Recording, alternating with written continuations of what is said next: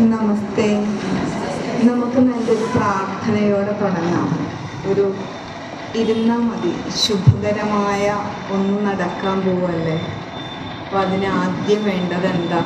ഗുരുകൃപയാണ് അല്ലേ? ഈശ്വരാധീനം എന്ന് പറയും. അതുണ്ടെങ്കിൽ വിഘ്നങ്ങളില്ലാതെ ഏതൊരു ഉദ്ദേശത്തിനാണോ നിങ്ങളിവിടെ വന്നിരിക്കുന്നത് അത് സാക്ഷാത്കൃതമാകുള്ളൂ. നമുക്കൊരു പ്രാർത്ഥന ചൊല്ലിത്തരട്ടെ. നിവർന്നിരിക്കും, കൈയും കാലുമൊക്കെ സ്വസ്ഥമാക്കി വയ്ക്കുക, മനസ്സിനെയും ശാന്തമാക്കി വയ്ക്കുക, സാവധാനം കണ്ണുകൾ അടയ്ക്കുക. ഗുരുവിനെ മാത്രം മനസ്സിൽ ലീനമാക്കി വയ്ക്കുക.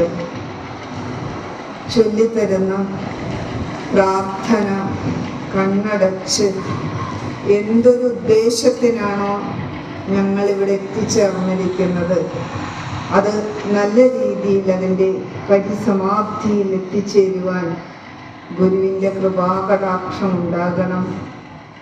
ഗുരു ഞങ്ങളുടെ വഴികാട്ടിയായി മുന്നിലുണ്ടാകണം. അതാണ് നമ്മൾ ആദ്യം ചെയ്യേണ്ടത്. ഇവിടെ എന്നല്ല, എവിടെയും. സുദീർഘമായിട്ട് പ്രാണനെ അകത്തേക്കെടുത്ത് വളരെ സാവധാനം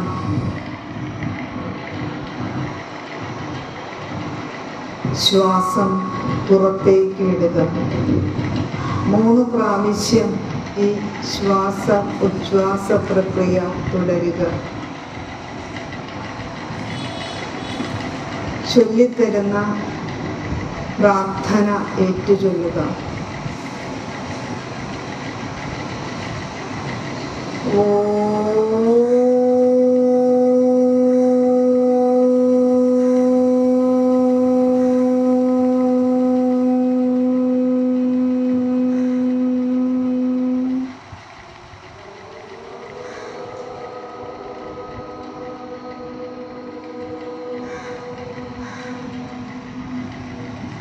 എല്ലാവരും ഒരുമിച്ച് വാ തുറന്ന് സ്ഫുടമായി ഉച്ചരിക്കണം കേട്ടാ.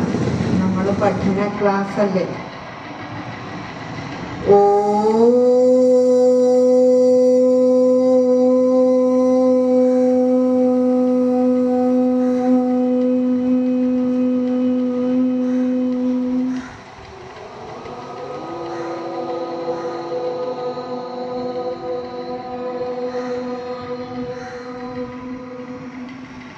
ബ്രഹ്മണേ മൂർത്തിമതേ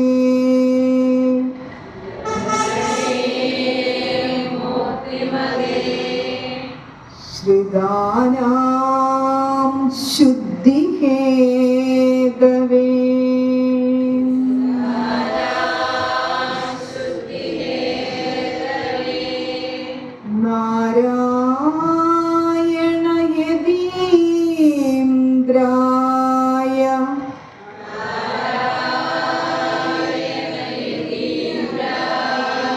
തസ്മൈ ശ്രീ ഗുരവേ നമഃ.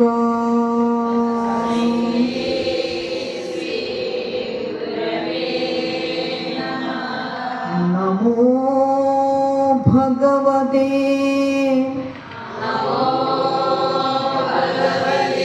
നിത്യശുദ്ധമുക്തമഹാത്മനേ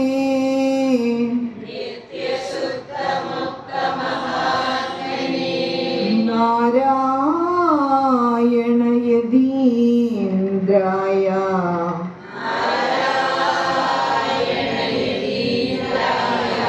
തസ്മൈ ശ്രീ ഗുരവേ നമഃ.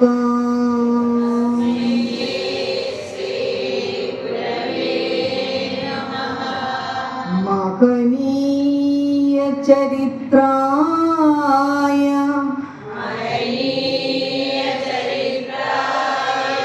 മമതാരഹിതാത്മനേ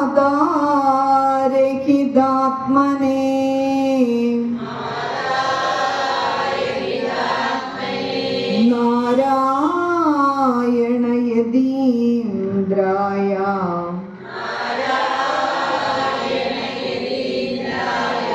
തസ്മൈ ശ്രീ ഗുരവേ നമഃ.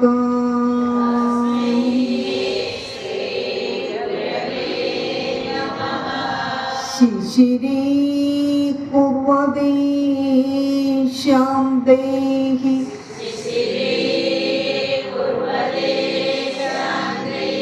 കടാക്ഷൈഃ ശിഷ്യസഞ്ജയാൻ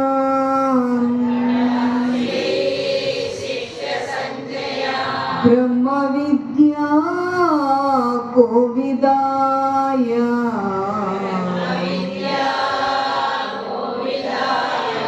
തസ്മൈ ശ്രീ ഗുരവേ നമഃ.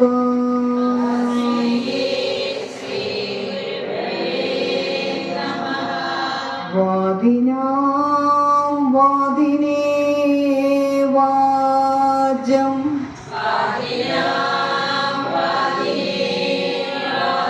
യേമാനാം മൗനഭാജിനേ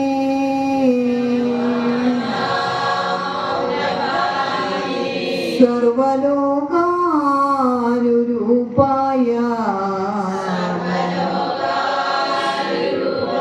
തസ്മൈ ശ്രീ ഗുരവേ നമഃ.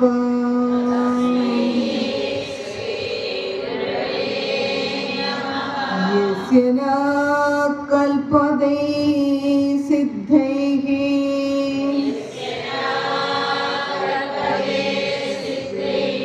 പാദാംബുജരജോലവഃ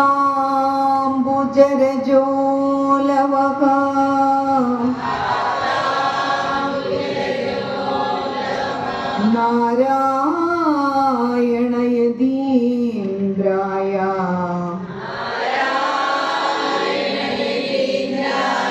തസ്മൈ ശ്രീ ഗുരവേ നമഃ.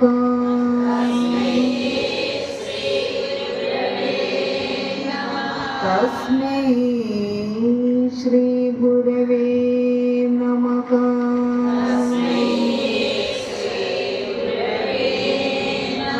ഓം ശാന്തി ശാന്തി ശാന്തി.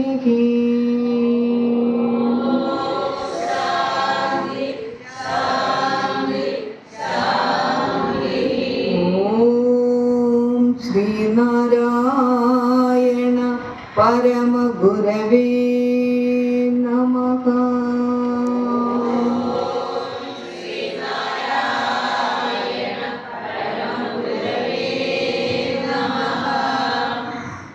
എല്ലാവരും ഗുരുവിന് നമസ്കാരം അർപ്പിക്കുക. നമസ്തേ. നമ്മുടെ കോട്ടയം SNDP യൂണിയൻ്റെ കീഴിൽ നിലകൊള്ളുന്ന മറിയപ്പള്ളി 26ാം ശാഖ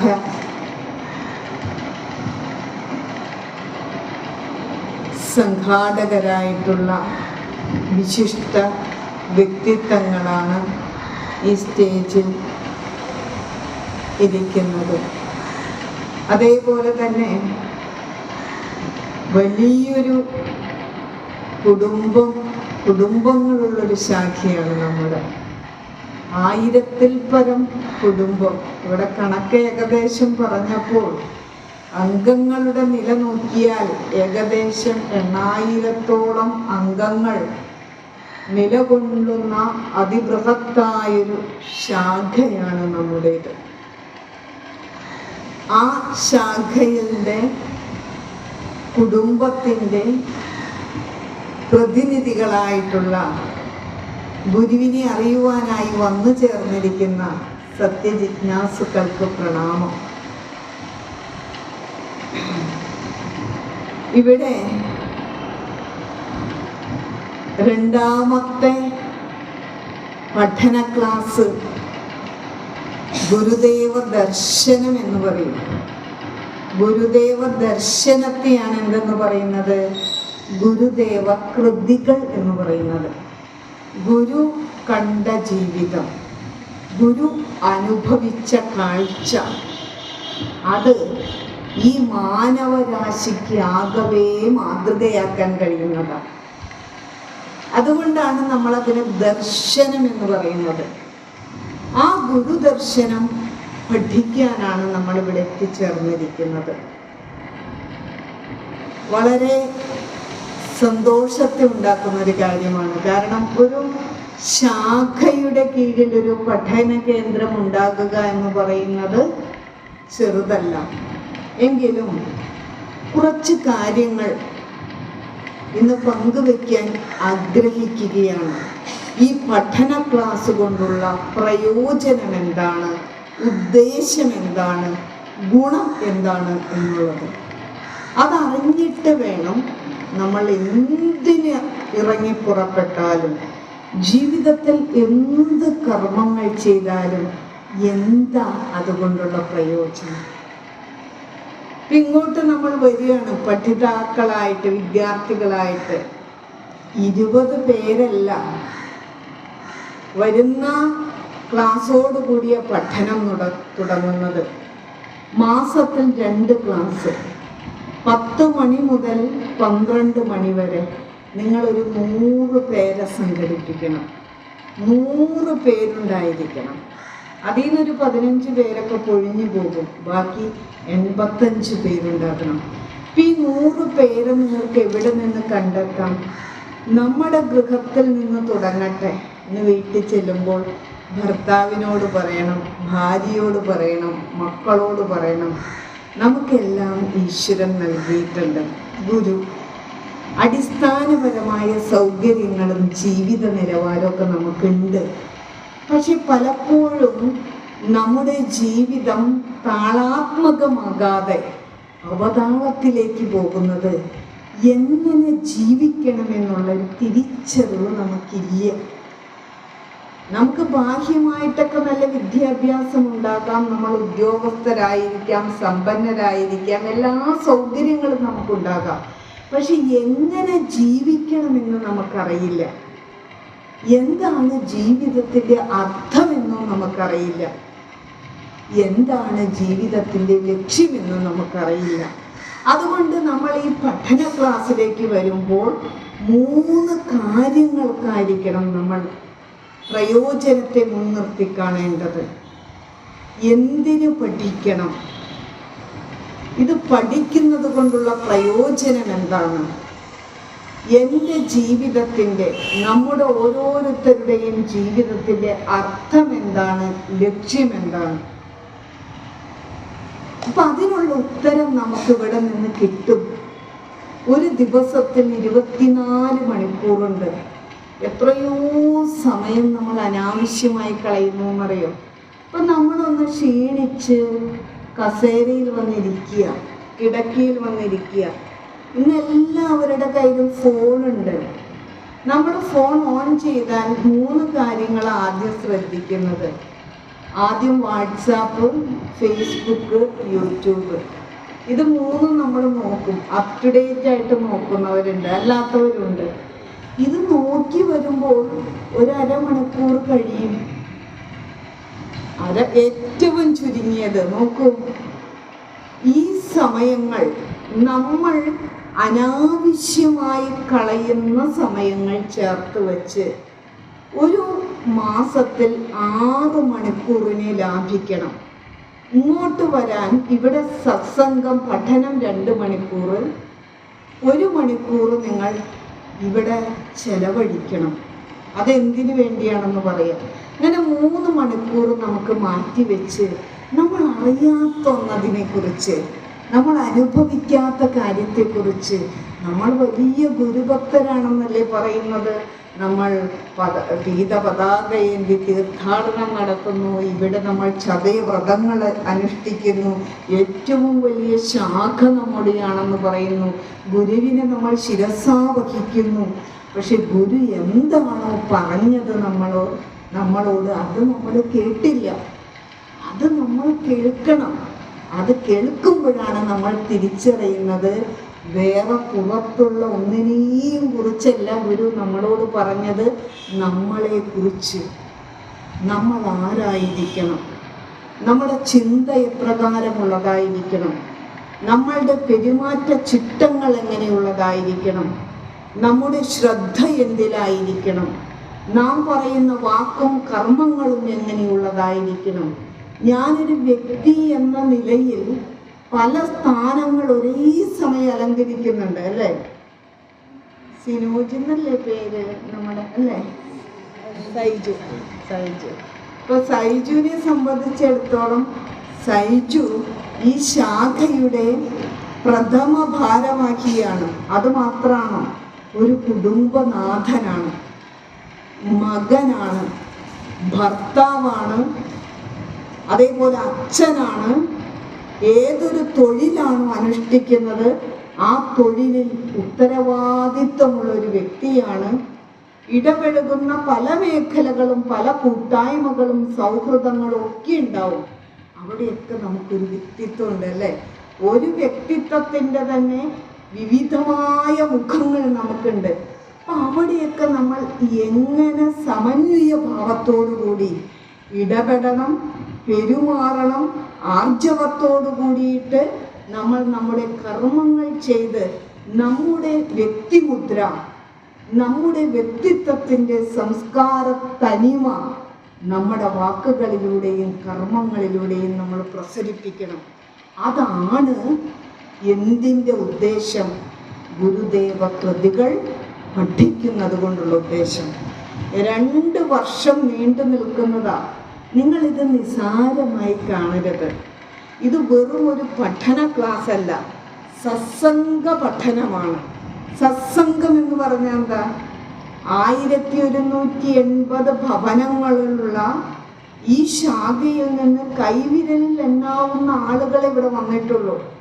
ഗുരുദേവ കൃതികൾ പാരായണം ചെയ്യുക, അത് ശ്രവിക്കുക, അത് അനുസന്ധാനം ചെയ്യുക, അതിൻ്റെ അർത്ഥങ്ങൾ നമ്മുടെ ഹൃദയത്തിൻ്റെ ആഴത്തിലേക്ക് കൊണ്ടുവന്ന് ആഴമേറിയൊരു ജീവിതം ജീവിക്കണമെങ്കിൽ നമ്മുടെ ഉള്ളിൽ ഒരു വാസനയുണ്ടായിരിക്കണം, ഒരു രുചി നമ്മുടെ ഉള്ളിൽ ഉണ്ടായിരിക്കണം.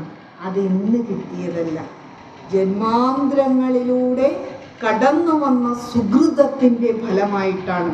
അതുകൊണ്ട് ഇങ്ങോട്ട് വരുന്നത് വളരെ വലിയൊരു തയ്യാറെടുപ്പോട് കൂടിയിട്ടും എന്ത് കാര്യങ്ങൾ നിങ്ങൾ തിരഞ്ഞെടുത്തിരിക്കുന്ന 2 ഞായറാഴ്ചകളിലുണ്ടെങ്കിലും അത്രയും ഒഴിച്ചുകൂടാൻ പറ്റാത്ത കാര്യങ്ങളിൽ മാത്രം പങ്കെടുത്തുകൊണ്ട് ഇതിന് പരമമായ പ്രാധാന്യം കൊടുത്ത് കൂടെ നിൽക്കുന്നവരെയും കൈപിടിച്ച് കൊണ്ടുവരണം.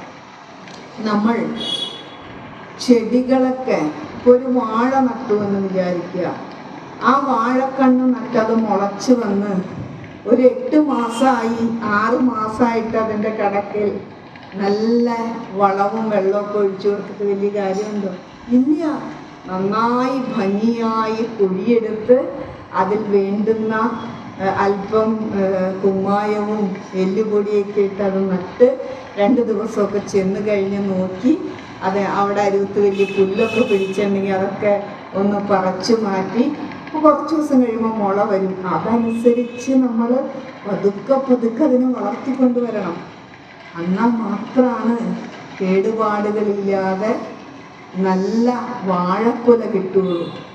ഒരു വാഴയുടെ സഫലതയാണ്. അതേപോലെ ഗുരുദേവ കൃതികൾ നമ്മൾ സായന്തനത്തിലെത്തി നിൽക്കുന്ന, അന്തിയാമത്തിലെത്തി നിൽക്കുന്ന ആളുകൾക്ക് പഠിക്കാനുള്ളതാണെന്നുള്ളൊരു മൂഢമായ ധാരണയുണ്ട്. എല്ലാം കഴിഞ്ഞിട്ട് ഇന്ന് കഴിഞ്ഞിട്ട് മനുഷ്യനെ സംബന്ധിച്ചിടത്തോളം ഭോഗരസങ്ങളിൽ, ഭോഗരസം എന്ന് പറഞ്ഞാൽ എന്താ? ഭൗതിക സുഖങ്ങൾ അനുഭവിക്കുന്നതിൽ അത്ര സുഖം കണ്ടെത്താൻ ആഗ്രഹിക്കുന്നവരാ. ഇത് അനുഭവിക്കും തോറും താറുമാറാകുമെങ്കിലും വീണ്ടും പ്രത്യാശയാണ്. അങ്ങനെ ഈ വ്യാവഹാരികമായിരിക്കുന്ന സുഖലോലുപതയുടെ പിന്നാലെ ഓടിക്കൊണ്ടിരിക്കുന്ന നമ്മൾ ഇടയ്ക്കൊരു വിരാമം ഇട്ടുകൊടുക്കണം. ഈ സുഖങ്ങളൊക്കെ താൽക്കാലികമാണെന്നും ശാശ്വതമായ ഒരു സുഖം അടിത്തറയായി നമുക്കുണ്ടെങ്കിലാണ് വലിയ വലിയ കാര്യങ്ങൾ ജീവിതത്തിൽ ചെയ്യുവാൻ സാധിക്കുകയുള്ളൂ എന്നുള്ള തിരിച്ചറിവുണ്ടാകുമ്പോൾ വളരെ ചെറുപ്പത്തിൽ തന്നെ നമ്മളിത് പഠിക്കണം. ഇതെന്തിനാ പഠിക്കുന്നത് എന്ന് ചോദിച്ചാൽ ഇതൊരു വിദ്യാഭ്യാസമാണ്. ഗുരുദേവ ദർശനം എന്ന് പറയുന്നത് നമുക്ക് വലിയൊരു എഡ്യൂക്കേഷനാണ് തരുന്നത്. എന്തിനെ കുറിച്ചുള്ള വിദ്യാഭ്യാസം? ജീവിതത്തെക്കുറിച്ചുള്ള വിദ്യാഭ്യാസം. അപ്പൊ ജീവിതം എങ്ങനെ ജീവിക്കണം, ജീവിതത്തിന്റെ അർത്ഥം എന്താണ്, ജീവിതത്തിന്റെ ലക്ഷ്യം എന്താണെന്ന് വേദിപ്പിച്ചു തരികയാണ് ഗുരുദേവ കൃതി. അപ്പൊ എങ്ങനെ ജീവിക്കണം എന്നതിനാണ് ഗുരുദേവന്റെ കൃതിയല്ലാത്തത്. കൃതി എന്ന് പറഞ്ഞാൽ ശ്രുതി എന്നാണ്, ദർശനം ശ്രുതികളാണ്. പക്ഷെ ഗുരുവിന്റെ കൃതിയല്ലാത്ത ഒന്നുണ്ട്, സ്മൃതിയുണ്ട്. സ്മൃതി പറയുന്ന പേരാണ് എന്ത്? ശ്രീനാരായണ ധർമ്മം. ഈ ശ്രീനാരായണ ധർമ്മത്തിലാണ് ഒരു മനുഷ്യ ജീവന്റെ ഉൽപ്പത്തി. അമ്മയുടെ ഗർഭസരോവരത്തിൽ നമ്മളൊരു ഭ്രൂണസ്ഥ ശിശുവായി ഉദയം ചെയ്ത് അന്ത്യേഷ്ടി വരെയുള്ള മരണം കൈവരിച്ച് ചിതയിലേക്ക് നമ്മളെ ചിത കൊളുത്തുന്നത് വരെയുള്ള കാര്യങ്ങൾ മുഴുവൻ അതിൽ പറഞ്ഞു തരുന്നുണ്ട്. അത് സ്മൃതിയാണ്, ശ്രുതിയല്ല. സ്മൃതിയും ശ്രുതിയും തമ്മിലുള്ള വ്യത്യാസം എന്താ? ധർമ്മം ഗുരു അന്ന് പറഞ്ഞ കാര്യങ്ങൾ അപ്പാടെ പ്രായോഗികതയിലാക്കാൻ പറ്റില്ല.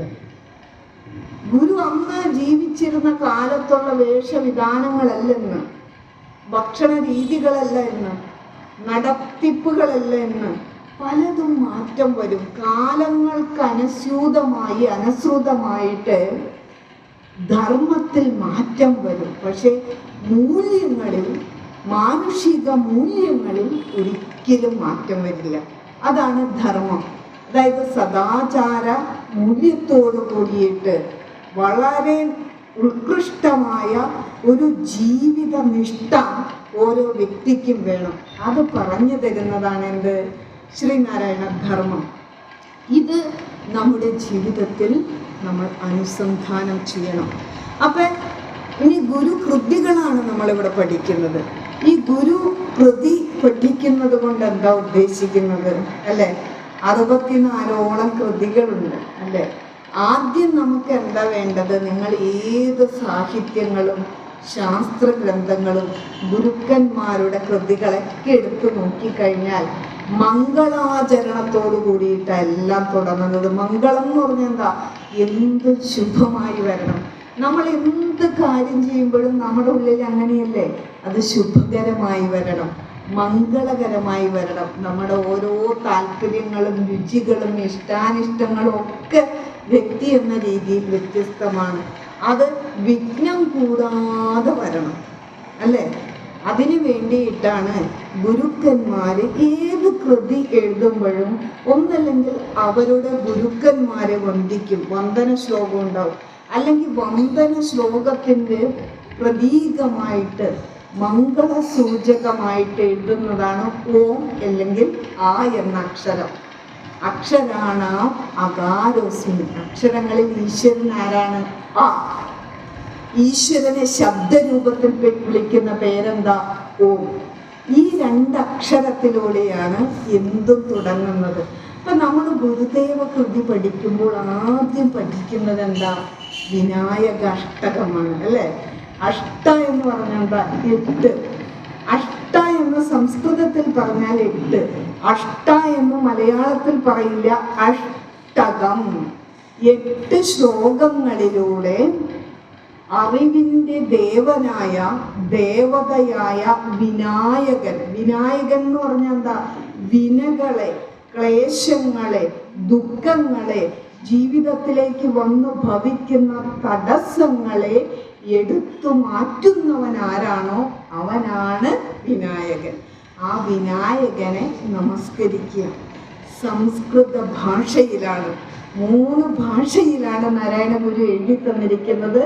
സംസ്കൃത ഭാഷയിലാണ് വിനായക അഷ്ടകം എഴുതിയിരിക്കുന്നത്. അപ്പം നമ്മൾ ചൊല്ലിപ്പഠിക്കുമ്പോൾ ഉള്ളൊരു പ്രത്യേകത, നിങ്ങൾ വെറുതെ ഇത് കാണാതെ പഠിക്കുക. അല്പം ബുദ്ധിയുണ്ടെങ്കിൽ ഞാൻ പറയുന്ന, നമ്മളെ പോലെ ഇവിടെ വന്നിരുന്ന് സംസാരിക്കുന്ന ആളുകൾ പറയുന്നത് നിങ്ങൾക്ക് ഗ്രഹിക്കാം, നിങ്ങളുടെ ഫോണിൽ റെക്കോർഡ് ചെയ്യാം, നോട്ട്ബുക്കിൽ പ്രധാന പോയിന്റുകൾ എഴുതി വയ്ക്കാം. വിനായകാഷ്ടകം ചൊല്ലിത്തരുമ്പോൾ തെറ്റുകൂടാതെ സ്ഫുടമായി വളരെ അല്പം സംഗീതമിതിയെ പോലെ അഭിരുചിയൊക്കെ ഉണ്ടെങ്കിൽ സംഗീതാത്മകമായി അത് പാരായണം ചെയ്യാം. ബുദ്ധി കൂടിയുണ്ടെങ്കിൽ അത് നന്നായി വിശകലനം ചെയ്ത് പറഞ്ഞു തരാം. പക്ഷെ നമ്മുടെ ഉദ്ദേശം കേവലം ഇത് ചൊല്ലാൻ പഠിക്കുകയും ഞാൻ മനസ്സിലാക്കിയ കാര്യം സമൂഹ മധ്യത്തിൽ അനർഗളമായിട്ട് വളരെ സ്ഫുടമായിട്ട് പ്രഭാഷണം നടത്തി കൊടുക്കുക എന്നുള്ളത് രണ്ടാമതും. ഒന്നാമത് ഈ പഠിക്കുന്നത് എൻ്റെ പ്രായോഗിക ജീവിതത്തിൽ വരണം. ഈ പഠിക്കുന്ന കാര്യം എൻ്റെ ജീവിതമായി പരിണമിക്കണം. അല്ലെങ്കിൽ ഇത് പഠിച്ചത് കൊണ്ട് ഒരു പ്രയോജനമില്ല. നമ്മുടെ ജീവിതവും നമ്മൾ പറയുന്നതും വേറെയാണെങ്കിൽ ആര് നമ്മളെ സ്വീകരിക്കും? ഒരാളും നമ്മളെ സ്വീകരിക്കില്ല. നമ്മൾ പറയുന്നതും നമ്മൾ ജീവിക്കുന്നതിൽ തന്നെ നമ്മൾ പഠിച്ചതും അറിയുന്നതും ഉണ്ടെങ്കിലോ അവർ വിചാരിക്കും, ഇവരൊക്കെ എത്ര വാചക കസർത്ത് നടത്തിയിരുന്ന ആളാ, എത്ര അഹങ്കാരിയായിരുന്നു ഇവര്.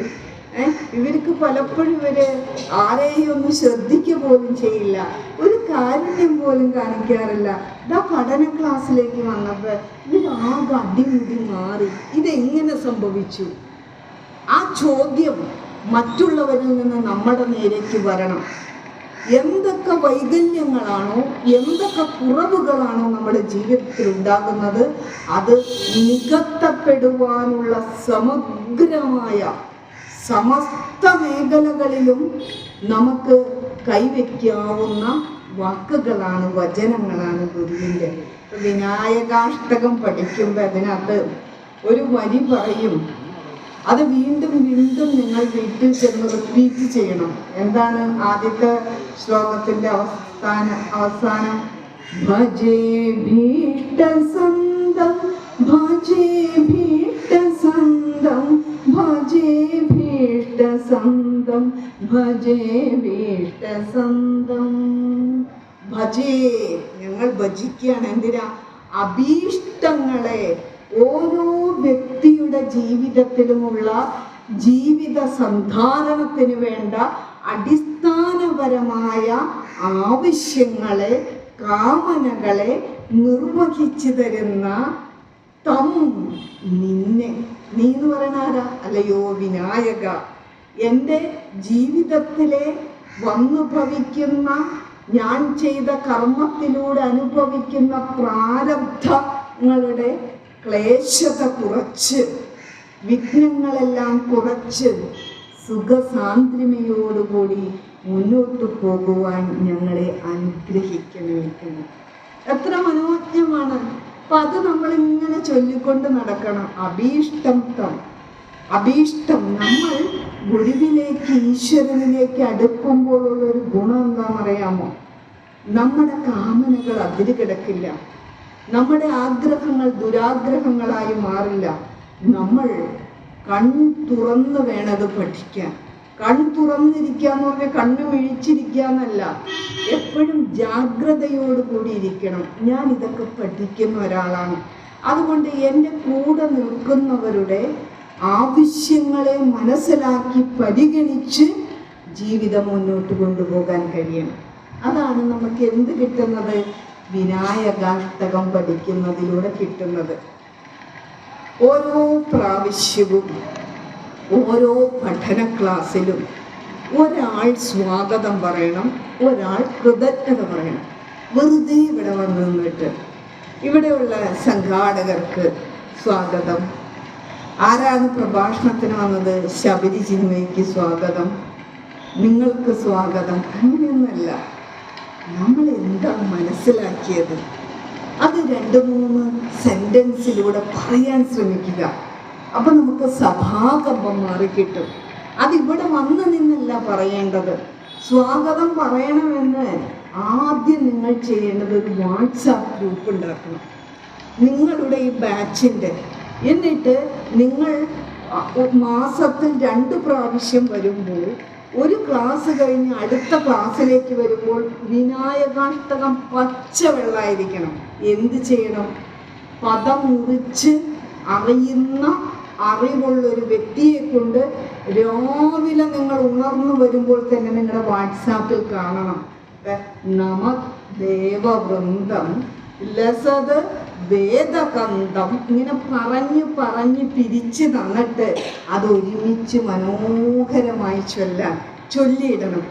ഇത് നിങ്ങൾ നോക്കി, നിങ്ങൾക്ക് എപ്പോഴാണോ സമയം കിട്ടുന്നത് ആ സമയം കിട്ടുമ്പോൾ നോക്കി നിങ്ങളത് സമയം പോലെ ചൊല്ലിവിടണം.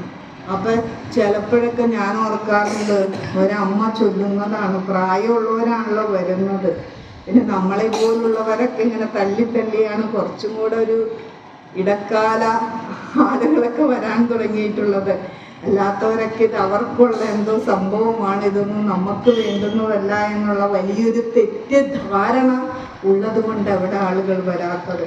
അപ്പം അത് ചൊല്ലി പഠിക്കണം. 2 ഗുണങ്ങൾ അത് ചൊല്ലുന്നത് കൊണ്ട്. ഇപ്പം നമദേവവൃന്ദം ലസദ്വേദകന്ധം ശിരശ്രീമതിന്ദും ശ്രുതശ്രീമുകുന്ദം ബൃഹശ്ചാരുതുന്ദം സ്തുതശ്രീസനന്ദം ജഡാഹീന്ദ്രകുന്ദം ഭജേ ഭീഷ്ടസന്ദം. സംസ്കൃതമാണ്, അക്ഷരങ്ങൾ സ്ഫുടമായി ചൊല്ലണം, അതിന് ശ്രദ്ധ അനിവാര്യമാണ്. നമ്മുടെ പുറമേ കർമ്മങ്ങൾ ചെയ്യുന്നത് പോലെ നമ്മുടെ ബ്രെയിൻ വർക്കൗട്ട് ചെയ്യുന്നത്, ഒരു വാക്ക് പഠിച്ചെടുക്കാൻ ബ്രെയിന് നല്ല വർക്കാണ്. അപ്പം ചിന്തകൾ അശുഭകരമായ തലങ്ങളിലേക്ക് പോവില്ല. എൻ്റെ കർമ്മങ്ങൾ ചെയ്തതിന് ശേഷം എനിക്കിതൊന്ന് ചൊല്ലിപ്പഠിക്കണം. അപ്പം നമ്മുടെ ഓർമ്മ ബുദ്ധി തെളിമയുള്ളതായി ഓർമ്മയുള്ളതായി വരും.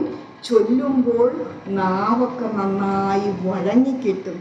ഉള്ളിൽ വലിയൊരു പദകോശമുണ്ട്, ഡിക്ഷണറി.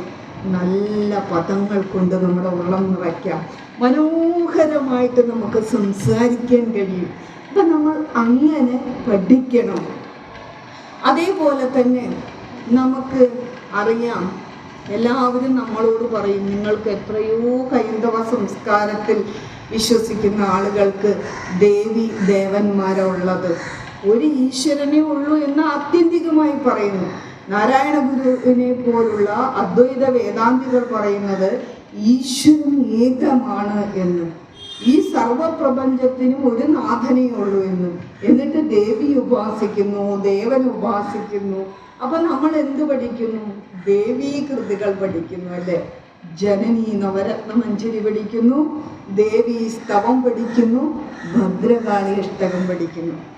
അതിനകത്ത് തന്നെ ജനനി നവരത്നമഞ്ജരി എന്ന കൃതി, അതിനെക്കുറിച്ച് നമ്മൾ നന്നായി, അതൊക്കെ വളരെ ഗഹനമായ അതിൻ്റെ അർത്ഥതരങ്ങളുള്ള കൃതിയാണെങ്കിലും മനോഹരമായി പാടി ആ പ്രാർത്ഥന ചൊല്ലുന്നത് കൊണ്ട് തന്നെ നമ്മുടെ ഹൃദയത്തെ തണുപ്പിക്കുവാനും ശാന്തി നിറയ്ക്കുവാനും സാധിക്കുമെന്നുള്ളതാണ്.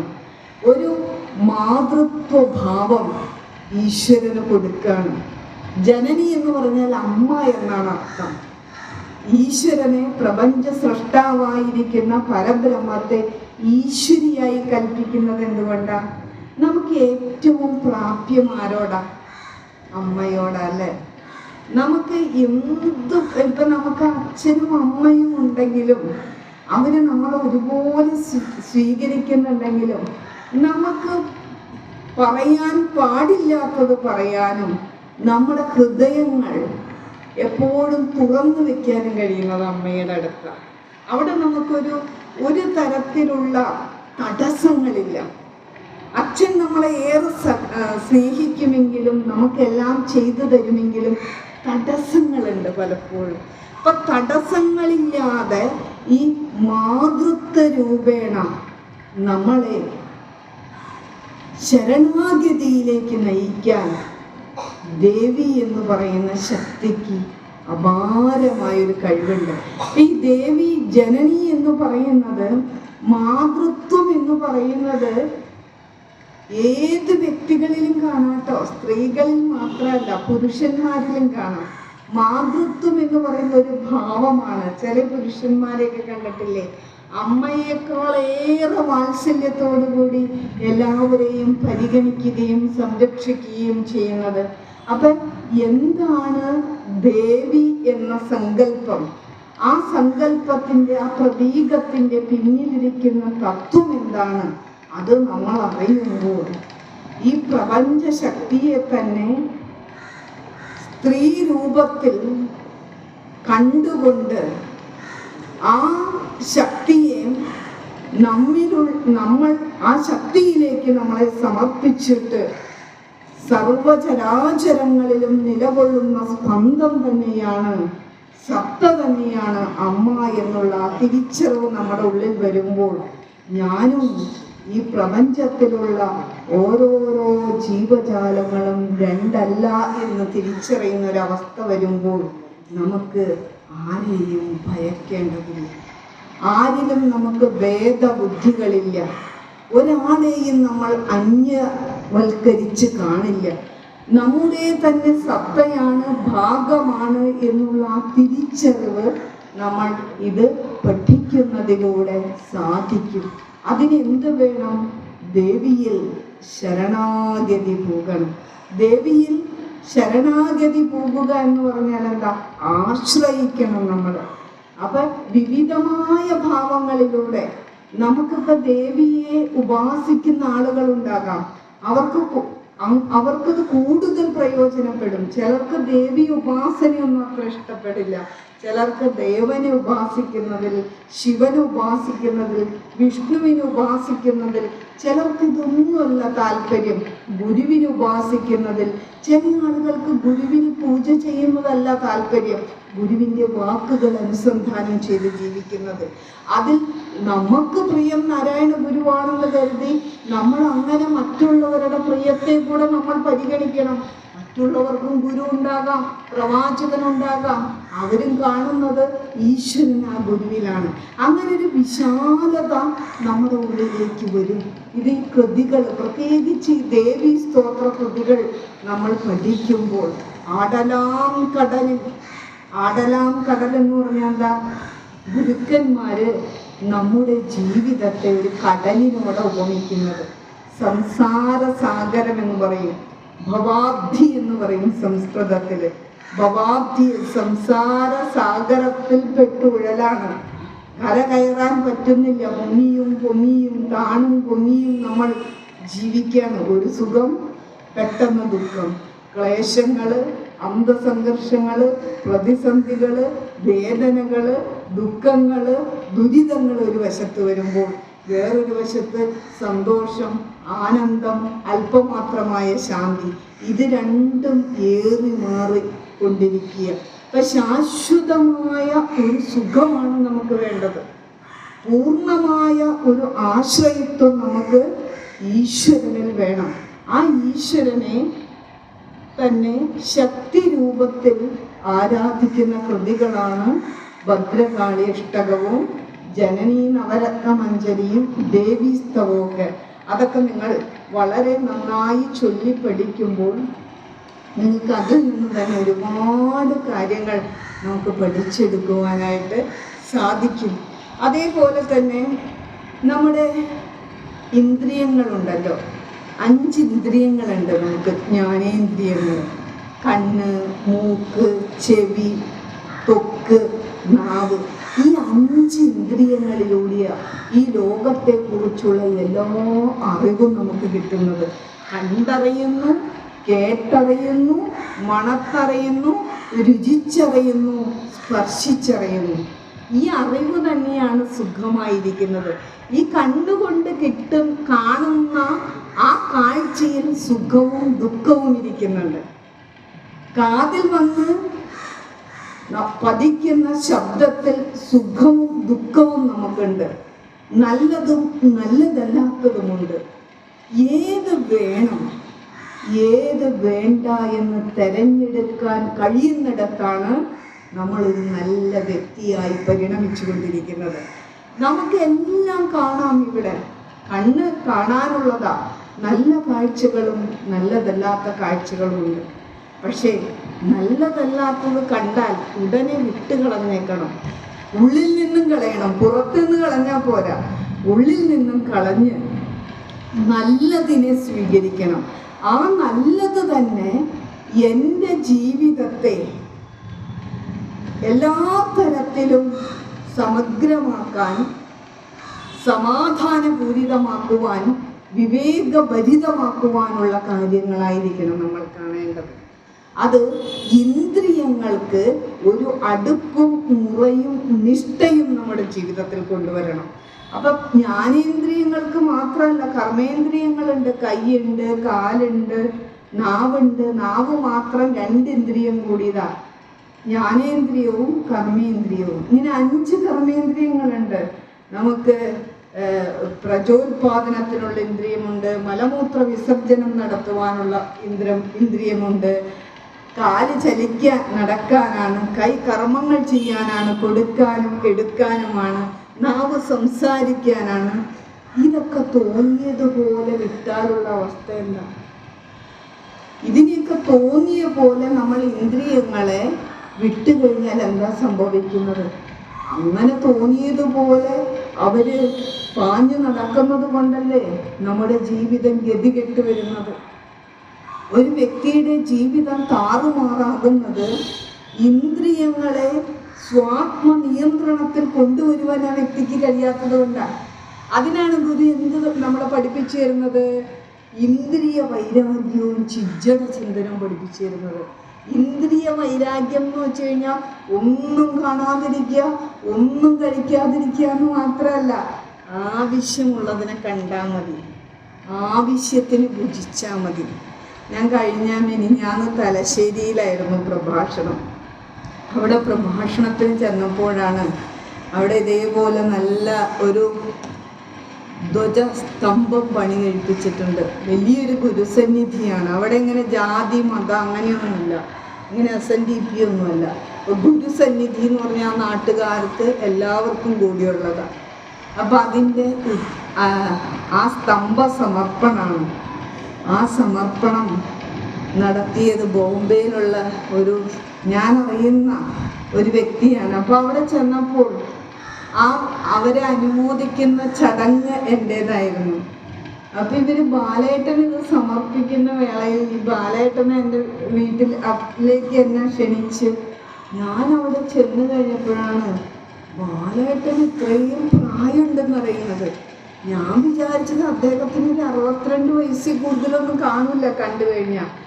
അത്രയും സൗമ്യനും ശാന്തനും, ആർക്കും എന്തും ചെയ്യുന്നതും, അത്യാവശ്യ സമ്പത്തുള്ളതും, ഒരാൾക്കും എന്ത് കൊടുത്താലും ഈ കൈകൊണ്ട് കൊടുക്കുന്നത് ഈ കൈകൊണ്ട് അറിയിക്കില്ല എന്നുള്ളൊരു വ്യക്തിയാണ്. അപ്പം അവരുടെ പെങ്ങൾ എൻ്റെ കൂടെ ഉണ്ട്. അവരാണ് ഏറ്റവും മൂത്തത്. ആ 10 മക്കളിൽ മൂത്തയാളാണ് ബാലേട്ടൻ. ബാലേട്ടൻ്റെ നിഷ്ഠ, ജീവിത നിഷ്ഠ പറയാണ്. ബാലേട്ടനൊക്കെ കഴിക്കുന്ന ഭക്ഷണം അത്ര പരിമിതവും ശരീരത്തിന് വേണ്ടുന്നതും മാത്രമേ കഴിക്കുള്ളൂ. അതിസമ്പന്നനാണ് അദ്ദേഹം. എന്തെല്ലാം വാരി തിന്നാം. അതിസമ്പന്നരായ ജ്യേഷ്ഠന്മാരെ നമ്മൾ കാണും. ചിലപ്പോഴൊക്കെ മാതാജി വാ, നല്ല ഹോട്ടലിൽ കൊണ്ടുപോയി ഭക്ഷണം മേടിച്ചു തരാമെന്ന് പറയും പ്രഭാഷണം കഴിയുന്നത്. നമ്മൾ കണ്ണ് നിറഞ്ഞു. നമ്മൾ ആദ്യത്തെ തന്നെ ഇത് കഴിക്കാൻ തുടങ്ങുമ്പോഴത്തേക്കും വയറ് നിറയും. ഇവർ 2 കൈ കൊണ്ടാണ് വാരി കഴിക്കുന്നത്. വീടെത്തുന്ന 4 കൈ കൊണ്ട്, ഈ 2 കൈ 4 കൈയാക്കിയിട്ട് മരുന്നും വാരി കഴിക്കുന്നത് കാണാം. അപ്പം ജീവിതത്തിന് കർമ്മേന്ദ്രിയങ്ങൾ കൊണ്ടും ജ്ഞാനേന്ദ്രിയങ്ങൾ കൊണ്ടും വ്യക്തി എന്ന രീതിയിൽ നമ്മൾ അതിനെ പ്രവർത്തിപ്പിക്കുവാനും ഉപയോഗിക്കുവാനും കഴിയണം. ആവശ്യത്തിന് പറഞ്ഞാൽ മതി. ആവശ്യത്തിന് കൊടുക്കുകയും എടുക്കുകയും ചെയ്താൽ മതി. ആവശ്യമുള്ളതിനെ സ്വീകരിക്കാൻ പഠിപ്പിക്കണം. ഇതൊക്കെ നമ്മൾ ട്രെയിൻ ചെയ്തെടുക്കുന്നത് പോലെയാണ്. നമ്മൾ ആനേനെയൊക്കെ, കാട്ടാനേനെ കൊന്നല്ലേ നാട്ടാനയാക്കുന്നത്. നാട്ടിലേക്ക് കൊണ്ടുവന്ന് നമ്മുടെ ചൊൽപ്പടിയിൽ ഒരു ആനയെ നിർത്താൻ എത്ര മെരുക്കല നടത്തുന്നത്. അതുപോലെ നമ്മുടെ ഇന്ദ്രിയങ്ങളെ മെരുക്കിയെടുക്കണം. ആ മെരുക്കിയെടുക്കുന്ന മനോഹരമായിരിക്കുന്ന വിദ്യയാണ് ഇന്ദ്രിയ വൈരാഗ്യത്തിലൂടെയൊക്കെ നമുക്ക് പറഞ്ഞു തരുന്നത്. അതൊക്കെ നമുക്കൊന്ന് കേൾക്കുവാനും പഠിക്കുവാനും കഴിഞ്ഞാൽ ആവശ്യത്തിൽ എല്ലാത്തിലും ഒരു നിയന്ത്രണമുള്ള ഒരു വ്യക്തിയെ സംബന്ധിച്ചെടുത്ത് ആ വ്യക്തി ആർക്കൊരു ബുദ്ധിമുട്ടാവില്ല ജീവിതത്തിൽ. ആ വ്യക്തിയുടെ ജീവിതം കൊണ്ട് തനിക്കും മറ്റുള്ളവർക്കും പ്രയോജനം മാത്രമേ ഉണ്ടാവുകയുള്ളൂ, വേറെ ഒന്നും തന്നെ അതിലുണ്ടാവില്ല. അത് നമ്മൾ തിരിച്ചറിയണം. ആ വ്യക്തിക്ക് മനസ്സിൻ്റെ ശാന്തിയുണ്ട്, മനഃശാന്തിയുണ്ട്. അന്ധകരണങ്ങളെയും ബാഹ്യേന്ദ്രിയങ്ങളെയും സ്വന്തം നിയന്ത്രണത്തിൽ കൊണ്ടുവരുന്ന ഏതൊരു വ്യക്തിക്കും, ചില ആളുകളെയൊക്കെ നിങ്ങൾ കണ്ടിട്ടുണ്ടോ, ആവശ്യമുള്ളിടത്ത് ചില സന്ദർഭങ്ങളിൽ നമ്മുടെ മുഴുവൻ ഇതും നഷ്ടപ്പെട്ടു പോകും, ക്ഷമയും നഷ്ടപ്പെട്ടു പോകും. എന്നാലും വളരെ സഹിഷ്ണുതയോടും മിണ്ടാതിരിക്കും. അവിടെ അപ്പം സംസാരിച്ചാൽ അത് വലിയ വിപത്തിനെ ഉണ്ടാക്കുമെന്നും നമ്മുടെ നിലയ്ക്ക് അത് ചോർച്ച വരുമെന്നും ഉള്ള ഉത്തമ വിശ്വാസമുള്ളത് കൊണ്ട് അവിടെ മൗനം അവലംബിക്കും. അവിടെ ആ നാവിനെ അടക്കാൻ കഴിയുന്നത് അവരവരുടെ ഇച്ഛയാണ്. ആ ഇച്ഛയെ എങ്ങനെ നമുക്ക് സ്വാത്മബലത്തിൽ ആർജിച്ചെടുക്കാം എന്നാണ് ഇന്ദ്രിയ വൈരാഗ്യത്തിലൂടെയൊക്കെ നമുക്ക് പറഞ്ഞിരുന്നത്. ഭഗവത്ഗീതയിൽ മനോഹരമായ ഇന്ദ്രിയങ്ങളെ നിയന്ത്രിച്ച ഒരുവന്റെ തലത്തെക്കുറിച്ച് ഭഗവാൻ കൃഷ്ണൻ അർജുനനോട് പറഞ്ഞു കൊടുക്കുന്നത് എങ്ങനെയാ? യഥാ സംഹരതേ ചായം കൂർമോകാനീവ സർവശഃ ഇന്ദ്രിയാണീന്ദ്രിയാർത്ഥേഭ്യഃ. ഇന്ദ്രിയങ്ങളെയും എല്ലാ ഇന്ദ്രിയങ്ങളെയും ഒരു വ്യക്തിക്ക് നിയന്ത്രിക്കാൻ കഴിയുന്നതിൻ്റെ ഉദാഹരണം പറയാണ്. എങ്ങനെയാണോ ഒരാമ ആവശ്യമുള്ളപ്പോൾ മാത്രം അതിൻ്റെ തലയും കൈയും കാലും പുറത്തേക്കെടുത്ത് ഉപയോഗിക്കുന്നത്, അതിനുശേഷം അതിൻ്റെ തോടിലേക്ക് ഉൾവലിച്ച് വെക്കുന്നത്, അതുപോലെ നമുക്കും നമ്മുടെ ഈ ശരീരത്തിലുള്ള കരണങ്ങളെ, കരണം എന്ന് വെച്ചാൽ എന്താ, കർമ്മം ചെയ്യുവാനുള്ള ഉപകരണങ്ങളാണ് കൈയും കാലും കണ്ണും മൂക്കും ഒക്കെ. ആ കരണങ്ങളെയും അറിയാനുള്ള ഇന്ദ്രിയങ്ങളെയും വേണ്ട പോലെ ഉപയോഗിക്കാൻ പഠിച്ചില്ലെങ്കിൽ നാശത്തിലേക്ക് മാത്രമല്ല, ഒരു ഇന്ദ്രിയത്തിൻ്റെ താളം തെറ്റിപ്പോയാൽ മരണത്തിലേക്ക് പോലും നമ്മൾ കൂട്ടിപ്പോകും. അതാണ് ഈ കൃതി പഠിക്കുന്നതിലൂടെ നമുക്കുള്ള ഗുണം. പിന്നെ അത് കൂടാതെ ശിവനെ സ്തുതിച്ചുകൊണ്ട് ശിവപ്രസാദ പഞ്ചകം, അതേപോലെ ചിജ്ജട ചിന്തനം, ചിത്ത് ജഡം. ചിത്ത് എന്ന് പറഞ്ഞാൽ എന്താ? ഈ ശരീരം എന്ന് പറയുന്നത് ജഡമാണ്, നശിച്ചു പോകുന്നതാണ്, എന്നും നിലനിൽക്കുന്നതല്ല. ഇത് ഉണ്ടായി വളർന്ന് വികാസം പ്രാപിച്ച് അപജയം വന്ന് ക്ഷയിച്ച് നശിച്ചു പോകുന്നതാണ്. അതിനെയാണ് ജഡം എന്ന് പറയുന്നത്. ഈ നശ്വരമായിരിക്കുന്ന ശരീരത്തിനുള്ളിൽ അനശ്വരമായിരിക്കുന്ന ഒരു സത്തയുണ്ട്, അതാണ് ചിത്ത്. ആ സത്തയെ അന്വേഷിച്ചുള്ള പ്രയാണമാണ് മനുഷ്യ ജീവിതത്തിൻ്റെ ലക്ഷ്യമായിരിക്കുന്നത്. അതുകൊണ്ട് നാം ശരീരമല്ല അറിവാകുന്നു എന്ന് പറയുമ്പോൾ ശരീരം ജഡമാണെന്നും അത് എപ്പോൾ വേണമെങ്കിലും നശിച്ചു പോകാമെന്നും ഒരു മരണാനന്തര ചടങ്ങിൽ പങ്കെടുത്തിട്ടല്ലേ ഇവർ വരുന്നത്. നമ്മുടെയും നാളെ ഇത് സംഭവിക്കും. പക്ഷേ ശരീരം മറഞ്ഞു പോയാലും അറിവ് മാഞ്ഞു പോകുന്നില്ല, ആത്മാവ് മാഞ്ഞു പോകുന്നില്ല.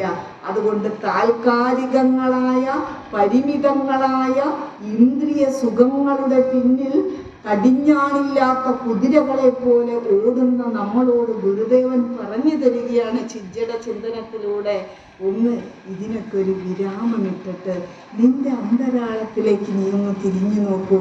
നിന്റെ ഉള്ളിൽ പ്രജ്വലിക്കുന്ന ചിത്താകുന്ന സത്ത തന്നെയാണ് ഈ സമസ്ത ചരാചരങ്ങളിലും നിറഞ്ഞു നിൽക്കുന്നത്. ഇതറിയുമ്പോൾ ഹൃദയം വ്യാപ്തമാകും, വിഹായസ് പോലെ അനന്തമായ ഹൃദയവ്യാപ്തിയുള്ളവരാണ് നമ്മൾ. നമുക്ക് എല്ലാറ്റിനെയും സ്വീകരിക്കാൻ പഠിക്കും. നമ്മൾ എല്ലാറ്റിനെയും തള്ളിക്കളയാതെ നിന്ദിക്കാതെ വന്ദിക്കുവാൻ നമുക്ക് സാധിക്കും എന്നുള്ളതാണ്. പിന്നെ പഠിപ്പിച്ചു തരുന്നു പിണ്ടനന്ദി. പിണ്ടനന്ദി നമ്മുടെയൊക്കെ എൻ്റെ സ്വാമിജി മുക്താനന്ദ യതി, എനിക്ക് തോന്നുന്നു ഞാൻ ആശ്രമത്തിൽ വന്നിട്ട് 25 വർഷമായി. +2 കഴിഞ്ഞപ്പോൾ പോകുന്നതാണ്. അന്നും ഉണ്ട് കോട്ടയം യൂണിയനിൽ പഠനം. അന്നും കോട്ടയം യൂണിയനിൽ പഠന ക്ലാസ് ഉണ്ട്. അന്നൊന്നും ആരും ഇല്ല ഇവിടെ പഠിപ്പിക്കാൻ. ഞാനുണ്ട്. നിത്യ വന്നു തുടങ്ങിയുള്ള നിത്യ എന്ന ചെറിയ കുട്ടി, എന്നിൽ 5 വയസ്സിന് എളുപ്പമാണ്. ചെറിയ കുട്ടി. ആദ്യകാലത്ത് നമ്മുടെ സ്വാമി മുക്താനന്ദ സ്വാമിയെ സുധിസ്വാമി എന്ന് പറയണേ. പിന്നെ അങ്ങ് ദൂരേന്ന് യശോധരൻ സാറ് കൊണ്ടുവരും. അങ്ങനെ കുറച്ച് പേരെ അന്ന് പഠിപ്പിക്കാനുള്ളൂ, വേറെ ആരും ഉണ്ടായിരുന്നില്ല. പിന്നീടാണ് ഇത് പഠിച്ചും അറിഞ്ഞും ജീവിച്ചും വന്ന വലിയൊരു പ്രഭാഷണ ശൃംഖല ഈ നാനാഭാഗത്തുണ്ടായിട്ടുള്ളത്. അന്നും പിണ്ടനന്ദി ഇത്രയും മനോഹരമായിട്ട് ആർക്ക് ക്ലാസ് എടുക്കാൻ കഴിയുന്നുണ്ടെങ്കിലും യാതൊരു സംശയം വേണ്ടാതെ എൻ്റെ സ്വാമിജി എഴുതിയിരിക്കുന്ന, ഞങ്ങളുടെ സ്വാമിജി എഴുതിയിരിക്കുന്ന പിണ്ടനന്ദിയുടെ വ്യാഖ്യാനം വായിച്ചേക്കാം. ഈ പിണ്ടനന്ദി വായിച്ചു കഴിഞ്ഞാൽ ഇത് മനുഷ്യനെ പിടിച്ച് വൈകാരികമായിട്ട് ഒരുപാട് നമ്മളെ അങ്ങോട്ട് സ്വാധീനിക്കുന്ന ഒരു കൃതിയാണ്. ഈ പിണ്ടനന്ദിയിലുടനീളം നാം ആകുന്ന ജീവൻ, നമ്മളൊക്കെ അഹങ്കരിക്കുന്നുണ്ടല്ലോ, ഞാൻ വലിയ സംഭവമാണ്, എനിക്ക് അപാര ശക്തിയുണ്ട്, ഞാൻ വളരെ അഭിമാനിയാണ്, എനിക്ക് എന്തൊക്കെയുണ്ട്, എന്നെ മറ്റുള്ളവരൊക്കെ അംഗീകരിക്കണം, അംഗീകരിച്ചില്ലെങ്കിൽ അംഗീകരിപ്പിച്ചേ പറ്റൂ, എൻ്റെ കഴിവ് കൊണ്ടാണ് ഇതൊക്കെ നടക്കുന്നത് എന്ന് ഓരോരുത്തരും നമ്മൾ അഹങ്കരിക്കുന്നുണ്ട്. ആ അഹന്തയ്ക്ക് ഒരു വിരാമമിടാൻ ഈ പിണ്ടനന്ദിയിലൂടെ നമുക്ക് സാധിക്കും. നമ്മൾ തിരിച്ചറിയുന്നു, എത്രയോ നമ്മുടെ അമ്മയുടെ ഗർഭഗുഹയിൽ എത്രയോ ജീവനുകളുണ്ടായി നശിച്ചു പോയിട്ടുണ്ട്. അങ്ങനൊരു ജീവൻ ആയിരുന്നു ഞാൻ. എന്നെ ഈശ്വരൻ നശിപ്പിച്ചില്ലല്ലോ. എന്നെ ഈശ്വരൻ നാശത്തിൻ്റെ ദേവതയ്ക്ക് വിട്ടുകൊടുക്കാതെ ആ ഹൃദയത്തിൽ വളർത്തി സുന്ദരമായ ഈ പുറം ലോകത്തേക്ക് കൊണ്ടുവന്ന് ഈ സുന്ദരമായ ലോകത്തെ കണ്ടും കേട്ടും മണത്തും സ്പർശിച്ചും അനുഭവിക്കാനുള്ള മനോഹരമായ 5 ഇന്ദ്രിയങ്ങൾ തന്ന്, സുന്ദരമായൊരു ശരീരത്തെ തന്ന്, എന്നെ എല്ലാം ലോകത്തുള്ള സർവ്വതും ആസ്വദിക്കാനും അനുഭവിക്കാനും, അതിനകത്ത് തിക്തതകളുണ്ടാകാം, സന്തോഷങ്ങളുണ്ടാകാം, ഇതൊക്കെ എന്നെ ഉണ്ടാക്കി തന്നൊരു ശക്തി ഏതാണ്? ആ ശക്തിയുടെ മുന്നിൽ നമ്മൾ കൃതജ്ഞത രേഖപ്പെടുത്തുന്നതാണ് പിണ്ടനന്ദി എന്ന കൃതി. നന്ദി എന്നാണ് പറയുന്നത്, നന്ദിയല്ല. പിണ്ടനന്ദി. ഒരിക്കലും നന്ദി എന്ന് പറഞ്ഞാൽ 2 അർത്ഥങ്ങളുണ്ട്. ഒന്ന്, ശിവന്റെ വാഹനത്തിന്റെ പേരാണ് നന്ദി, അല്ലേ, കാളയുടെ പേര്. പിന്നെ നന്ദി എന്ന് പറഞ്ഞാൽ എന്താ? നമ്മളൊന്നും ഭാഷ നമ്മുടെ സംശുദ്ധമല്ല, എൻ്റെ പോലും സംശുദ്ധമല്ല. നന്ദി എന്ന് പറഞ്ഞു കഴിഞ്ഞാൽ കൃതജ്ഞത എന്നാണ് അർത്ഥം, ഗ്രാറ്റിറ്റ്യൂഡ്. നന്ദി. നിങ്ങൾ തൃപ്പൂണിത്തുറ ഭാഗത്തൊക്കെ ചെന്ന് കഴിഞ്ഞാൽ, കുറച്ച് സംസ്കാരമുള്ള ഇടങ്ങളിലൊക്കെ നിങ്ങൾ ചെന്ന് കഴിഞ്ഞാൽ, ഇപ്പം നമ്മളൊരു പേന ഒപ്പിടാൻ വാങ്ങിച്ചു, കയ്യിൽ പേനയില്ല, അപ്പം നമ്മൾ ബാങ്കിൽ നിൽക്കുകയാണ്, പേനയൊന്ന് തരുമോ? പേന വാങ്ങിച്ച് ഒപ്പിട്ട് കൊടുത്ത് കഴിയുമ്പോൾ നമ്മൾ അവരുടെ മുഖത്ത് നോക്കിയിട്ട് നന്ദി എന്ന് പറഞ്ഞാൽ അവർ നമ്മളെ ഒന്ന് നോക്കും. നന്ദി എന്നാണ്. 2 കൂട്ടിച്ചേർക്കുന്നതാണ് നന്ദി. നന്ദി എന്ന വാക്ക് നിങ്ങൾ ഡിക്ഷണറിയിൽ എടുത്താൽ ഈ അർത്ഥത്തിലുള്ളൊരു വാക്കില്ല. നന്ദി എന്നാണ്. നന്ദി ശോഷിച്ച് വന്നതാണ് നന്ദി ആയി മാറിയത്. ഇപ്പോൾ ഒരാളിവിടെ മരിച്ചു, പണ്ടൊക്കെ പറഞ്ഞാൽ നമ്മൾ പറയും ഗോപാലൻ ചേട്ടൻ്റെ സത്ത് പോയി എന്നാ പറയല്ലേ, സത്തുപോയി എന്ന് പറയും. ഇപ്പൊ ആ സായുടെ സ്ഥാനത്ത് എന്തായി? ചായായി. ചത്തുപോയി എന്നാ പറയുന്നത്. അങ്ങനെ അക്ഷരങ്ങൾക്ക് ലോപം വന്നിട്ടുണ്ട്. ഇപ്പൊ നമ്മൾ ഈശ്വരനോട് എന്തിന് കൃതജ്ഞത രേഖപ്പെടുത്തണം? എൻ്റെ ഈ കൈവിരൽ പോലും ചലിക്കുന്നുണ്ടെങ്കിൽ ഈ പ്രപഞ്ചത്തിന്റെ താളാത്മകതയെ നിലനിർത്തുന്ന ആ ശക്തിയുടെ ഇച്ഛയ്ക്കൊത്ത നിങ്ങൾക്ക് ശ്രവിക്കാൻ കഴിയുന്നുണ്ടെങ്കിൽ ഈ ശബ്ദവീചികൾ ആകാശമാകുന്ന ഭൂതങ്ങളിലൂടെ കടന്നു വന്ന് നിങ്ങളുടെ കർണപുടങ്ങളിലേക്ക് വന്ന് നിങ്ങൾക്ക് അറിവിനെ സംവേദിപ്പിക്കുന്നുണ്ടെങ്കിൽ അത് ആ ഇച്ഛയുടെ ശക്തിയാണ്. അതുകൊണ്ട് ആ ഇച്ഛയ്ക്കൊത്ത ഇവിടെ എല്ലാം നടക്കുന്നത്, നമ്മുടെ ഇച്ഛയ്ക്കൊത്തല്ല. അതുകൊണ്ട് നമ്മുടെ ഇച്ഛയെ ഈശ്വരനിലേക്ക്, ഗുരുവിലേക്ക് സമർപ്പിക്കുക എന്നുള്ളതാണ് ജീവിതത്തിൻ്റെ രസായന വിദ്യ. അവിടെയാണ് നമുക്ക് പറയാൻ കഴിയുന്നത് കൽപ്പിച്ച പോലെ വരുന്നു. നമ്മുടെ ജീവിതം നമ്മുടെ കർമ്മങ്ങൾ കൊണ്ട് തന്നെ ഈശ്വര കൽപ്പന പോലെയാണ് വരുന്നത്. ഈശ്വരൻ്റെ ഗുരുവിൻ്റെ ഇച്ഛയ്ക്കൊത്താണ് വരുന്നത്. ആ ഇച്ഛയ്ക്ക് വിധേയപ്പെട്ട് നമ്മൾ ജീവിക്കണം. അപ്പൊ ഇതൊക്കെയാണ് ഇതിലൂടെ പറഞ്ഞു തരുന്നത്. ബ്രഹ്മവിദ്യാപഞ്ചകം, വാസുദേവാഷ്ടകം. ബ്രഹ്മവിദ്യാപഞ്ചകം നിങ്ങൾ ബേസിക്കായിട്ട് പഠിക്കണം.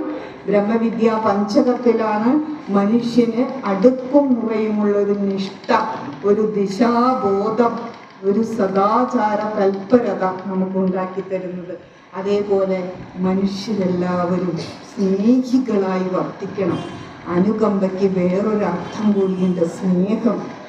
നമ്മളെ ആര് സ്നേഹിക്കുന്നു എന്നല്ല, നമ്മുടെ സ്നേഹത്തിന് അളവിട്ടല്ല നമ്മൾ കൊടുക്കേണ്ടത്.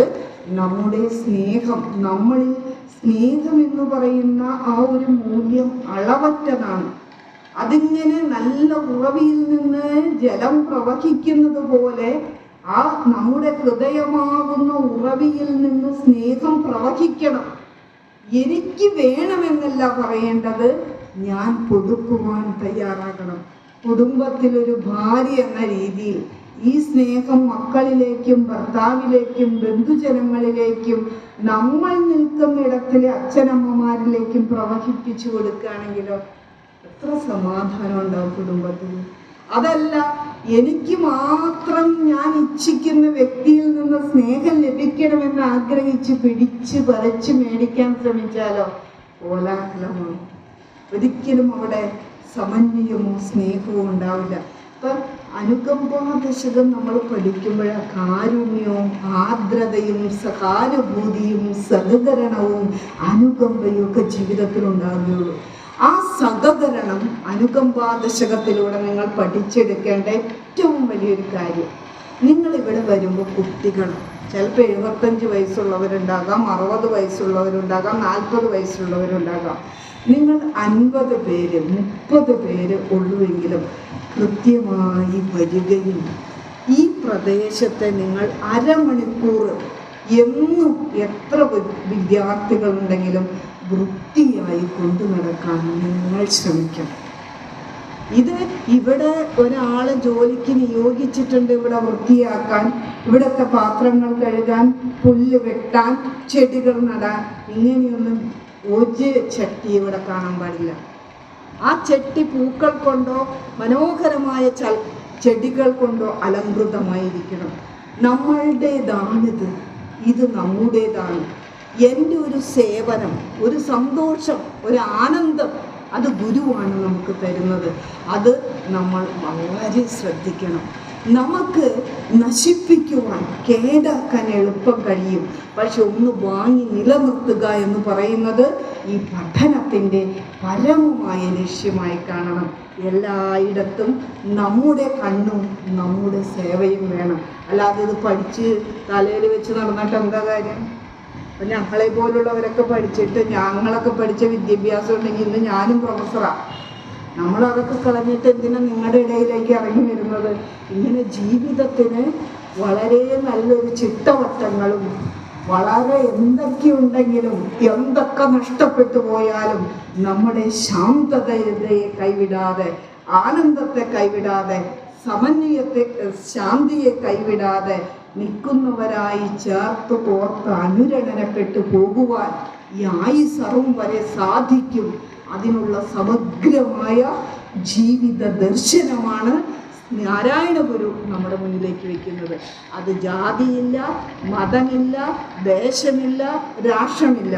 ഈ ലോകത്തുള്ള ഏത് ജനതയ്ക്കും സ്വീകരിക്കുവാൻ കഴിയുന്ന അറിവിൻ്റെ, അനുകമ്പയുടെ പരമോന്നതമായൊരു തലമാണിത്. അത് നമുക്ക് 16 കൃതി പഠിക്കാൻ കഴിയുക എന്ന് പറയുന്നത് നിസ്സാരമായൊരു കാര്യമല്ല. ഭംഗിയായി പഠിച്ച് നല്ല കുട്ടികളായി വളർന്ന് ബുദ്ധിപരമായിരിക്കുന്ന അറിവ്, സംഗീതാത്മകമായ രുചിയുണ്ടെങ്കിൽ അത് പാടി മറ്റുള്ളവരെ പഠിപ്പിക്കുവാനും ഭക്തി നിറയ്ക്കുവാനും കഴിയുന്ന അറിവുകൾ അതിനുള്ള വേദി എല്ലാം ഇവിടെ നിങ്ങൾക്കുണ്ട്. അതേപോലെ തന്നെ പറയുവാനുള്ള വേദി ഇവിടെയുണ്ട്. പിന്നെ എഴുതി തെളിയുവാനുള്ള വേദിയുണ്ട്. ഇതൊന്നുമില്ലെങ്കിലും ഒരു പ്രശ്നമില്ല. പാടാൻ മനോഹരമായിട്ട് കഴിയുന്നില്ലേ? തളരണ്ട. പറയാൻ കഴിയുന്നില്ലേ? തളരണ്ട. ഇവിടെ വന്ന് ചൂലയ്ക്ക് തടിച്ച് ഈ കസേരയ്ക്ക് അവിടെ ഇവിടേക്കല്ലേ കിടക്കുന്നത്, അതിനൊക്കെ ഒരു സ്ഥാനം കൽപ്പിച്ച് ഒരിടത്തൊക്കെ ഭംഗിയായിട്ട് വെക്കാൻ കഴിയുന്നത് അതും നല്ലൊരു അലങ്കാരമാണ്. അത് വലിയൊരറിവാണ്. എത്രയോ പേരത് കണ്ടുപഠിക്കും. അങ്ങനെ ഓരോ കാര്യങ്ങളിലും മുക്കിലും മൂലയിലും ഈ ശാഖയിൽ വന്ന് പഠിക്കുന്ന പഠിതാക്കളുടെ ശ്രദ്ധ വരുമ്പോൾ ഇത് 1, 2, 3 ബാച്ച് കൊണ്ട് തീർന്നു പോവുകയല്ല ചെയ്യുന്നത്. മറിച്ച് കുട്ടികളടക്കം, ചെറുപ്പക്കാരടക്കം, മധ്യവയസ്കരടക്കം, വാർദ്ധക്യദശയിലെത്തി നിൽക്കുന്ന ആളുകൾ വരെ ഇത് വന്ന് സ്വീകരിക്കുകയും അത് നമ്മുടെ സ്വന്തം ജീവിതത്തിൽ കൊണ്ടുവരികയും ഗുരു പറയുന്ന പോലെ നല്ല മനുഷ്യരായി, വിനയാന്വിതരായി, ലളിത മാനസരായി നമുക്ക് ജീവിക്കുവാൻ കഴിയുകയും ചെയ്യും. അപ്പം കൃത്യമായിട്ട് വരിക, വീട്ടിൽ പോയി ഇവിടെ പറയുന്ന കാര്യങ്ങളൊക്കെ എഴുതി വെക്കുക, ഉറക്ക ചൊല്ലിപ്പഠിക്കുക. ഭർത്താവും മക്കളൊക്കെ കളിയാക്കും, വയസ്സാം കാലത്താണ് പഠിക്കാൻ പോകുന്നത്. അതൊന്നും നിങ്ങൾ ശ്രദ്ധിക്കേണ്ട. നല്ല നോട്ട്ബുക്ക് വാങ്ങുക. ഒന്നുമല്ലെങ്കിലും ഒരു വാക്കും കൂടെ പറഞ്ഞ് അവസാനിപ്പിക്കുകയാണ്. ഇതൊന്നും ഇപ്പം പറഞ്ഞതെല്ലാം കളഞ്ഞ് മറ്റുള്ളവരെന്ന് പറഞ്ഞാൽ കൂടെ നിൽക്കുന്നവരുടെ സമാധാനം കെടുത്താതിരിക്കാനെങ്കിലും ഇത് ഉപകരിക്കും. ഈ ആവശ്യമില്ലാത്തത് പറഞ്ഞത് തന്നെ പറഞ്ഞു ഒരാൾക്കും ഇഷ്ടമല്ല. അത് പ്രത്യേകിച്ച് ഇന്നത്തെ കാലത്ത് നമ്മൾ ഒരു പ്രാവശ്യം ഒരു കാര്യം പറഞ്ഞാൽ മതി, പറയാൻ ചെല്ലുമ്പോൾ തന്നെ ഇഷ്ടമല്ല എന്ന് തോന്നിക്കഴിഞ്ഞാൽ അങ്ങോട്ട് പിന്മാറിയേക്കാം. ആ സ്ഥാനത്ത് ഇതിരുന്ന് വായിച്ചു പിടിച്ചൂടെ? മനസ്സിനും നല്ല ചിന്തകൾ വരും. പിന്നെ അവരുടെ സമാധാനം കെട്ടുപോയി അവർ പ്രശ്നം ഉണ്ടാക്കുമ്പോൾ നമുക്കൊരു സമാധാനം കെടില്ല. നമ്മൾ സ്വസ്ഥരായി മൗനമായിരിക്കുന്നു. കുറേ കഴിയുമ്പോൾ അവർ നിർത്തും. എന്നിട്ട് അവർ നോക്കും, ഇവളെന്താ അപ്പം ഇങ്ങനെയൊക്കെ? അപ്പം ചിന്തിക്കും, എനിക്കും ഇങ്ങനെയാവണമല്ലോ. അന്ന് അവരും വരും ഇങ്ങോട്ട്. മനസ്സിലായോ? അപ്പം നമ്മുടെ ജീവിതത്തെ സുന്ദരമാക്കാൻ അധികമൊന്നും വേണ്ട, കുറച്ച് മതി. കുറച്ചുകൊണ്ട് വലിയൊരു ജീവിതം ജീവിക്കാം. ആ ജീവിതം നമുക്ക് പറഞ്ഞു തരുന്ന രസായന വിദ്യയാണ് ഗുരുദേവ കൃതികൾ. അതൊക്കെ പഠിക്കുക. ഇടയ്ക്കൊക്കെ തീർത്ഥാടനം പോവുക. നല്ല ആളുകളുള്ള ഇടങ്ങളുണ്ട്, ശാന്തി നിർഭരമായ തീർത്ഥസ്ഥലികളുണ്ട്. അവിടെയൊക്കെ പോയിരുന്ന് ഇതൊക്കെ കുറച്ചു നേരം ശാന്തമായിരുന്ന്, ഇത് മാത്രവും പോരാ, നിങ്ങളുടെ സർഗാത്മകമായിരിക്കുന്ന കർമ്മങ്ങൾ, പ്രതിഭകൾ അതിനെ പുറത്തു കൊണ്ടുവരുവാനായിട്ട് നിങ്ങൾക്ക് സാധിക്കും. കുറച്ച് മെഡിറ്റേഷൻ, കുറച്ച് യോഗ, ഇതൊക്കെ നിങ്ങൾക്ക് ഇവിടെ സാധിക്കും. ഇവിടെ വന്നിരുന്ന് നിങ്ങൾ സത്യസന്ധമായിട്ടിത് പഠിക്കുമ്പോൾ ഇതിൻ്റെ ഉയർച്ച ഉത്തരോത്തരമായിരിക്കും. വളരെ ഒരു ഓഡിറ്റോറിയം വന്നാൽ തന്നെ നിങ്ങൾ എത്ര സമ്പന്നരാമെന്ന് അറിയും. ഒരു ഓഡിറ്റോറിയം, നല്ലൊരു ഓഡിറ്റോറിയം, ഒരു AC ഓഡിറ്റോറിയം വന്ന് വണ്ടിയും പാർക്ക് ചെയ്യാനുള്ള സൗകര്യം ഉണ്ടെങ്കിൽ 2 വർഷം കൊണ്ട് നിങ്ങളുടെ അംഗങ്ങളെ തന്നെ, ബുദ്ധിമുട്ടുള്ളവരെ, രോഗികളെ, വിദ്യാഭ്യാസം ചെയ്യാൻ കഴിവില്ലാത്ത കുട്ടികളെയൊക്കെ വളർത്തിയെടുക്കാൻ കഴിയും. പല പല സ്ഥാപനങ്ങളുണ്ടായി വരും അതിൽ നിന്ന് കിട്ടുന്ന മിച്ചം കൊണ്ട്. അപ്പം അതെല്ലാം നമ്മുടെ ഉദ്ദേശശുദ്ധി കൊണ്ട് വളർന്നു വരട്ടെ എന്ന് പ്രാർത്ഥിച്ചുകൊണ്ട് ഇതിനകത്തേക്ക് ക്ഷണിച്ച ഇതിൻ്റെ സംഘാടകർക്ക് ഒരിക്കൽ കൂടി കൃതജ്ഞത പറഞ്ഞുകൊണ്ട് എല്ലാ ഭാവുകങ്ങളും പുതിയ പഠിതാക്കൾക്ക് ഉണ്ടാകട്ടെ. ഇവിടെ പുതുതായി വന്നിരിക്കുന്ന ഓരോ വിദ്യാർത്ഥികളും വീട്ടിൽ ചെന്ന് നിങ്ങളോട് ചേർന്ന് നിൽക്കുന്ന ഒരു 5 പേരെ ഈ പഠന ക്ലാസ്സിലേക്ക് കൊണ്ടുവരുവാൻ തയ്യാറെടുത്തുകൊണ്ട് നിങ്ങൾ ഇത് മുന്നോട്ട് കൊണ്ടുപോകുക. വല്ലപ്പോഴും സജീവമാക്കി തരാൻ ഞങ്ങളെപ്പോലുള്ളവർ വരാം. ഇതാ, നമസ്തേ. ഗുരുവിൻ്റെ കൃപ ആവോളമുണ്ട്, ഇനിയും ഉണ്ടാകട്ടെ. നമസ്തേ.